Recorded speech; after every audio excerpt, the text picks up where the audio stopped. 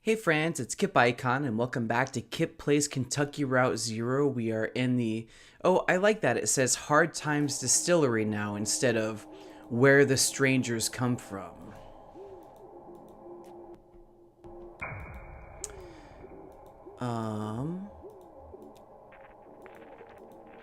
My mouse seems a little weird. Let me check some settings real fast. Wait. Can we get out of the car here? Oh yeah, we pressed the X there to do that. Yeah, I was like, I think there's something over here. Okay. Do you think you could ever live somewhere like this? Did I finish my point? My point was it now says the Hard Times Distillery versus Where the Strangers Come From. Yes, I think I already said that. Seems lonely. Yeah, I guess you don't... Where do you live? Wow, the truck, I guess, or I stayed in a barn on Lisette's property. Oh, damn. Hey, I was living in my workshop, right? Now that your shop is closing, I guess you're... Yeah, I guess that's me too now. If I can't get my landlord to change the locks back. That's right, one of you let me know if we went back to the shop, we would find that the locks that she's been locked out. Just a couple of vagrants, huh? We'll figure it out. Yeah, that was a good question, right? Like, where are these characters living? Well, to be honest, I think we might have exhausted all of our options here, except for hard progress. So, looks like we're about to head over to shipping. Good thing the people here are so incorporeal, because we just ran one over, didn't we? Here we are, shipping.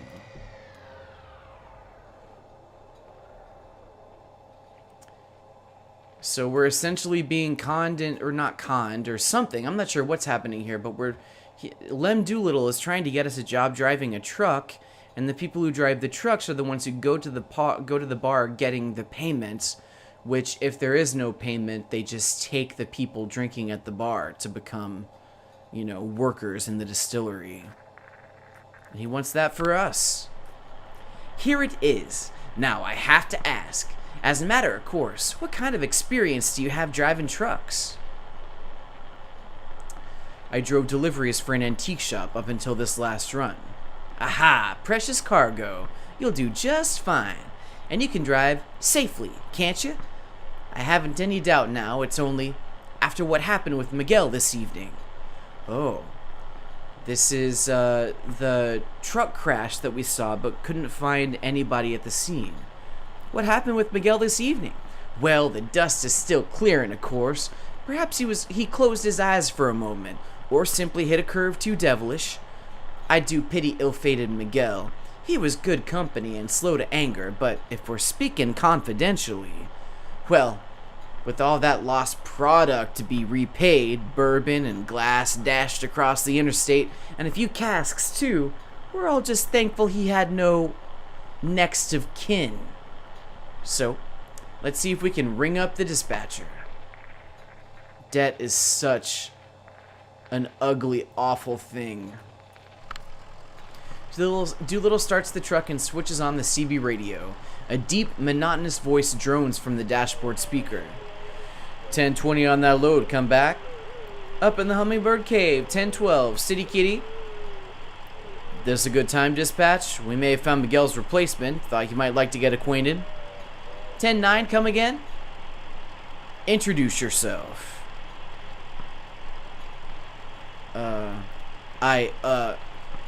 Tell dispatch something impressive about yourself. They're very well regarded here.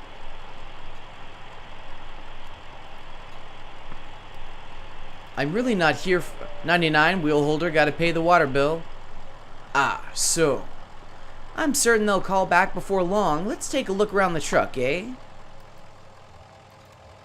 Let's take a look at the back. Looks like it's just about ready to go out. We have some good strong folks in shipping here, so you never need to worry about loading it if you don't want to. Bit hard on the knees and back at your age, eh? Of course, you'll have to unload at the destination, but that's the job, and some drivers like the extra shift stacking and loading here. I shouldn't really do any lifting these days, yeah, especially with our leg. I see. Well, surely we can spare a dolly and carrying strap for your health and safety. Conway woke up on baled hay? What does that mean? Oh. Conway woke up on baled hay. Everything was too bright. His head hurt, the usual. Lizette and Ira argued loudly just outside the open barn door. She wanted Ira to take him inside and shower, have some coffee, get to the job. Ira said there wasn't time. Conway was in no condition. It was an important job. They couldn't put it off. Ira said to let the deadbeat sleep it off and then send him packing. He said Charlie could do the job. Conway stepped out of the barn, shielding his eyes. He tried to say something reassuring, but just sort of stumbled around it. Lizette looked away. Ira just spat and went inside to wake Charlie. Ira was a stubborn man, so Charlie went along and Conway drifted out again, and he didn't hear about the accident until months later. Wow, the accident of Charlie's falling, right? So, what's next? We'll look at the tires, I suppose. Oh, sure, I know you'll want to look. Kick the tires, that's the thing we do, isn't it? As though our knees could exert the kind of force these tires see out there on the road. We're more likely to hurt ourselves. Isn't it the way? Eh? Tires look fine. Oh, I'm sure it wasn't the tires that failed our dear Miguel. We are quite sure. Conway sat in a dim room full of folding chairs. The walls and ceiling were painted with old smoke. Someone read from the book. He drank coffee with a little sugar. Oh, is he at a meeting? He listened. The speaker listed all the things we tried, that we, most people in the room, were probably there by court order. A few others shared. They spoke in abstractions like a program of action, a good orderly direction, spiritual but not religious, religious but not spiritual, all the things we tried. Then it was over. They clasped sweaty hands through a short prayer and stepped back out into the morning. Wow, he knew it was time to hit the bar as an option? He started walking. He was always walking these days. It was good to slow down. It felt clarifying, like a walking meditation. The road ran by a creek for a while. He took an unforeseen detour where the creek and road parted, following the edge of the water. He skipped a few stones, alone, then stopped to consider an overturned boat. It was kind of a serenity, that wandering and looking without purpose. He was coming to rely on those moments. Now, what else can we show you? Well, how about the wipers? Control the wipers with this knob here. Do little fiddles with the controls. They seem to have a decent torque to them, eh? Can't say how they'd fare in an ice storm, but we must never delay a shipment. Better to assume the risk. Always clear skies down here, so I hear. But most of our product is delivered by surface roads, which feel rain quite often, particularly in the spring months. So I hear. They ditched class for the day to drive in the rain. It was pointless to stay. I'll review. He was a lost cause, and she didn't need it anyway. She was smart, bored. It was time to cut out. Shitty day for it, though. 83 in biblical flood. They went to see a movie. It was some anonymous swashbuckler film about real men and women. Real tights, real lips, fake blood. They brought a flask. Oh, great. They smoked cigarettes, drank awful hooch, whistled buckets of rain. She sang about someone she wanted once to have loved. Brown hair curled around her ear. She had a voice like Scotch whiskey. Is this Lizette? Was Lizette the one who sang It's Too Late to Love You originally? And that's who Junebug heard the song from originally? They poured another drink, and another and another. She worried it was getting dark out, then it was getting light out. They ended up in someone else's field and someone else's car. An early morning joyride and a sunrise collision. She got on the bus and he hiked back to his car. He sat in his car and went over some options. Chicago, Toronto, Barrow. It seemed like a bold and impulsive gesture at the time. As he pulled out of the parking lot, he removed his hands from the steering wheel for a moment and felt the car drift into a decision. Years later, he'd think of this as the moment he himself started drifting. Wow, so maybe the reason that he started down the road of sobriety was not Charlie's accident after all, but an actual head-on collision. A modest technology, but suited to the job, eh? Plenty good enough. Let's check the headlights. Headlights work fine, see? Do little fiddles with the controls. That's important. Most of our product goes out at night. You never know who you run into in the daylight, and dusk can be treacherous and misleading with all that indirect light. The magic hour, eh? Drivers sleep in the day then? Sure. Those that sleep. Miguel pulled extra day shifts when he could. Sometimes he'd help me, sometimes over in bottling. He shouldn't have been out driving at dusk. Weird shadows, soft light, dangerous. Conway had to get off the highway. Too loud, too murky. He turned off into some gray cornfield in Indiana. Empties rattled under the passenger seat. He kept them over there so the smell wouldn't spread. That window was always open a crack. He had to pull over. He couldn't night drive in his condition. It wouldn't have been responsible. He was only human. He'd been out since the headlights were on, didn't even stop for coffee. He cracked a beer at 3, eyes on the road. 4:30, he dodged some stray cattle. The headlights were coming back on. Rockford could wait. Early morning couldn't be much worse than late night. What could they care? He just needed a few hours.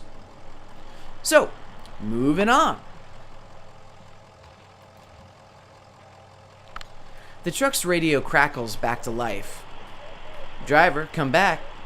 Ah, there's dispatch. Now, tell them about your experience. Tell them the truck's in good shape. Tell them you'll start in the morning. I really can't. Yeah, we gotta finish this delivery in a few... 10:33 dispatch, got 2 black eyes and a flock of crocodiles. Come back. 10:4, back it down and prick your eyelids, driver. Come back, Lem. 10:4. Come back, wheel holder. Conway remains silent. No, I'm not giving you this. Dispatch is addressing you. He's here, dispatch. Got your ears on? Good. Listen to this. Silence. So, I think that went well. Let's head back up to logistics and seal the deal, eh? And I've got one more thing to show you.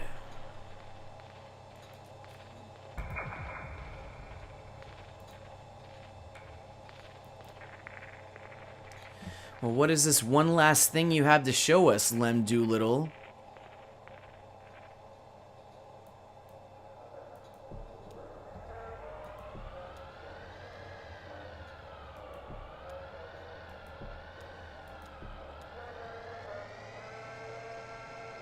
Going back to logistics here. Dang, what an oppressive place these people have to work. Let's head back upstairs, eh? I have one more thing to show you. Wait, we only came here looking for some answers about this stupid moldy computer. Oh, the old man in the cave with the moldy computer. That black mold, it's drawn to whiskey.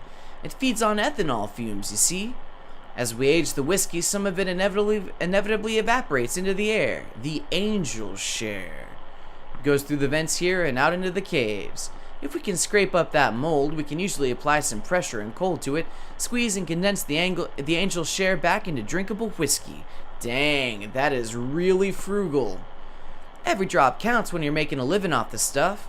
So we go down and scrape it off as equipment just like any other place it grows. We kept sending his people here to drive us away. Paranoid, truly paranoid. Well, now we have the formula, so we don't need to go collecting mold. But we didn't do anything to his moldy computer. He just forgot the password. One of his assistants shared it with me. Dome in air. That'll get you going, I'm sure of it. So that's how we found the password. So, join me upstairs. I'm still not sure what the significance of the phrase dome in air is, but maybe we'll hear more about that later on. If you don't mind. Oh yeah, take the hats off.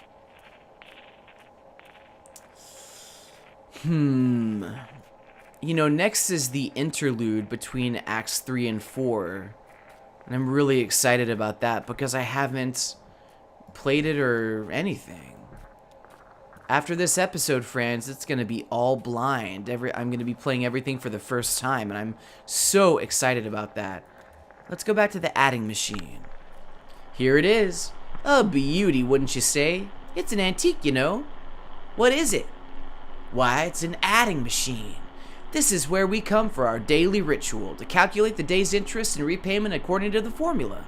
I usually do so at the beginning of my shift, so I know how many hours I need in order to keep up. Yes, I believe you'll do well here, sir. Happy to have you. Congratulations. You're hired. Wait, we can't... It's customary here to start each day with a shift drink. Oh no. Let's make it special. Mark the occasion. This is the top shelf stuff now. Single barrel.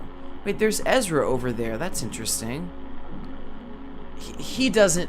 Down the hatch. Vina memore mors, whatever that means. Oh no. The only option is to drink. Friends, I am not touching the mouse.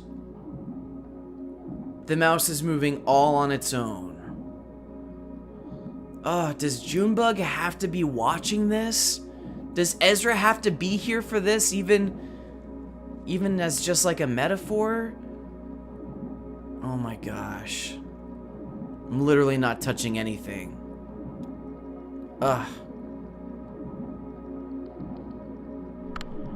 It's inevitable. Decent enough. Welcome aboard. He's not working for you. We have to get back to this. He has a delivery to make. What's this? Not working? Are you turning down this opportunity? She's right. I have to make this, I'm disappointed. And I'm afraid that leaves us with a delicate problem. As I indicated, this is the top shelf stuff you're drinking now. It isn't cheap. If it's not your first shift drink, well, and there's the matter of this tour just now. My time and experience are billed at quite a premium. This is not good for you, my friend. You're in quite deep by my back-of-the-envelope estimations. Well, we have that in common, I suppose. All of us. Yes, I'm afraid you'll have to work this off somehow. It's just the way of it. What's happening right now? You can start tomorrow. Take the time to settle your affairs. Of course, the interest begins to compound immediately and, well, we'll go over the formula when you get here. I should get back to work. See you tomorrow, then.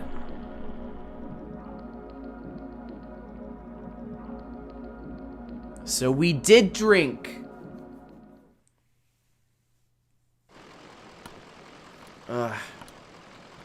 Look at that crew, friends. That's our crew. Oh no. Conway managed to get himself indebted to the Hard Times whiskey distillery. So, I guess I start in the morning. I guess. I'm confused.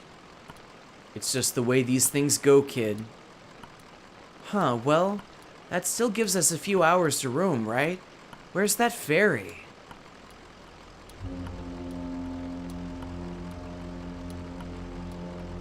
Here comes the ferry, friends. Ugh.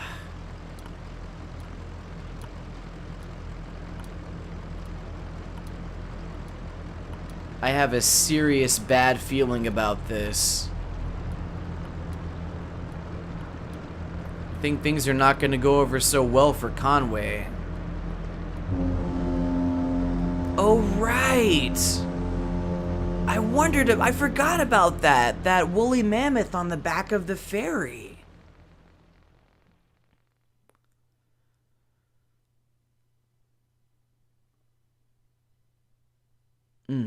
There we go.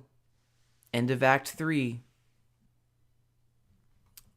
Well, if I'm being completely honest, Act 3 has the most emotionally resonant ending Yet I feel like it's probably the hardest one for me to get through. It's just, it's kind of long, but I'm super excited now because from this point on, everything I'll be playing will be brand new to me whenever we start Act 4. And before that, of course, we're going to do the interlude between Acts 3 and 4, which I think is called Here and There Along the Echo. So anyway, thanks a lot for watching. I have been and I will continue to be Kip Icon as long as you friends continue to follow your drams. Bye!